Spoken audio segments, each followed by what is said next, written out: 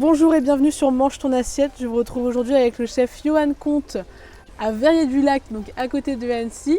Donc je vais vous poser aujourd'hui 5 questions sur votre enfance au restaurant. Donc quel était votre plus beau souvenir au restaurant quand vous étiez enfant? Ça a été avec ma grand-mère, Mamie Comte, c'était à Luxeuil-les-Bains et c'était chez le Père Retard. Et me semble-t-il, j'avais fait des esclandres, j'ai mangé des cuisses de grenouille et il ne m'avait pas servi le rince-doigt. Donc je crois que j'avais dû avoir 6 ans. Et ça, c'est mon premier souvenir. Pour la première fois? La première fois, ce qui me vient là à l'esprit. Maintenant, mon premier souvenir d'enfant, c'est une chose que j'ai réalisée là il n'y a pas longtemps. C'est que la première chose qu'on met dans la bouche d'un enfant, c'est le petit pot à la carotte. Et c'est la raison pour laquelle j'ai fait le plat à la carotte sans vraiment m'en rendre compte. Mais je voulais essayer de retrouver une émotion autour d'une symbolique et ça a été la carotte. Et après en travaillant finalement, j'ai sorti ça comme ça. Puis c'est en travaillant sur le plat que je me suis aperçu qu'on faisait cuire les carottes dans du foin parce que quand j'avais donné les carottes chez la grand-mère, on donnait les carottes comme ça aux petits lapins et puis que les petits lapins ils avaient un peu peur et qu'ils bougeaient dans le foin, j'avais les arômes de foin.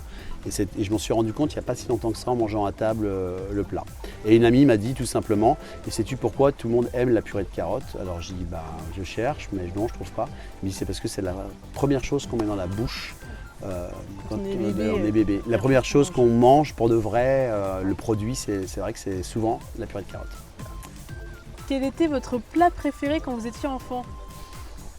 Les coquillettes au jambon, j'adore. Parce que, et encore aujourd'hui, je trouve que de prendre ce bol là, chaud, avec ses arômes de beurre, ces coquillettes qui sont bien enrobées de beurre et ces petits dés de jambon là, tout rose, tout mignon. Pas en dés, en petites lanières, comme on faisait pour les enfants. C'est ça. Et je trouve ça attendrissant. Maintenant, en vieillissant, c'est plus trop le jambon, mais je suis encore très fan des coquillettes. Ou dans l'armée, on m'interdisait d'en faire parce que lorsqu'on est malade sur un bateau, ça peut passer par les narines. Mais c'est vrai que aujourd'hui, les coquillettes au beurre avec un peu de fleur de sel, du poivre et un fromage râpé, je peux fondre.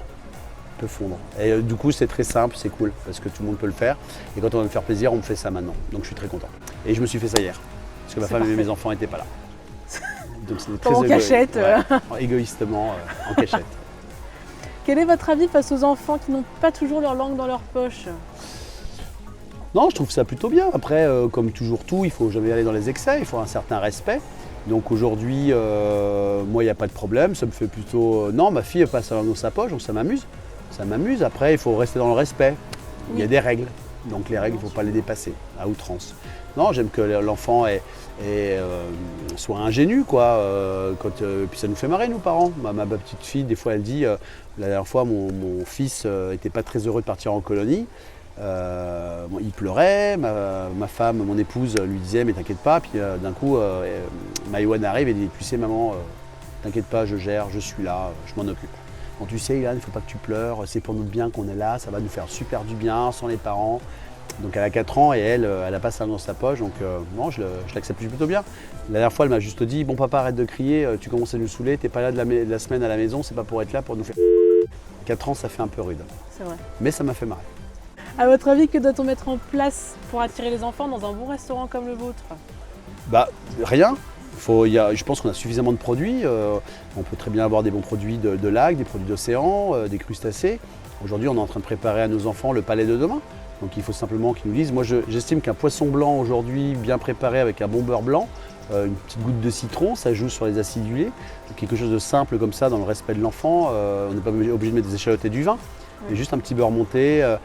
Nous, on fait des farfales maison, on a une bonne purée avec une pointe de fromage blanc, celle que vous avez eue, et puis un peu d'huile d'olive. Des fois, l'enfant est heureux avec ça. Même pour les grands. Même pour les grands. Donc, c'est simplement le travail de la directrice de salle ou du maître d'hôtel d'accompagner les volontés de l'enfant. Et puis, il faut être surpris. Les parents qui envoient leurs enfants dans ce genre d'établissement, souvent déjà, il y a une sorte de palais. Il y a déjà une éducation autour de ça. Et il y en a qui nous bluffent.